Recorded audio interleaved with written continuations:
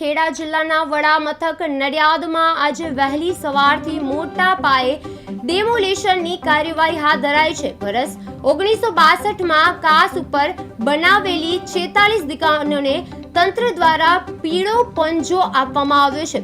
હાઈકોર્ટના નિર્દેશો બાદ વૈકલ્પિક વ્યવસ્થા કરવામાં આવી હોવા છતાં ભારે પોલીસ બંદોબસ્ત વચ્ચે જેસીબી મશીનો સાથે દુકાનો તોડી પાડવાની કાર્યવાહી શરૂ કરવામાં આવી છે.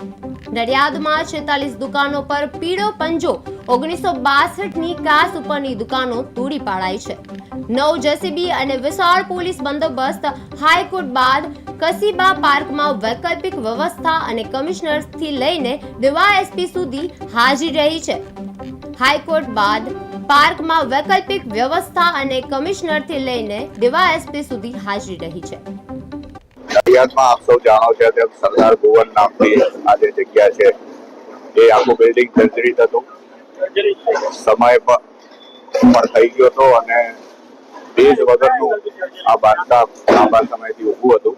નામદાર હાઈકોર્ટમાં પણ રીટ પિટિશન થઈ હતી. એના સંદર્ભે નામદાર હાઈકોર્ટે દુકાનદારોને વૈકલ્પિક વ્યવસ્થા આપીને સત્વરે દૂર કરવા જણાવ્યું હતું. અમે આ દુકાનદારોને વૈકલ્પિક વ્યવસ્થા પણ આપી દીધી છે અને આ જર્જરિત બાળકો બજારમાં કોઈ પણ જાનહાની ન થાય અને નાગરિકોની સલામતી જળવાઈ રહે એ હેતુથી જલ્દીથી જલ્દી દૂર કરવું જરૂરી હતું.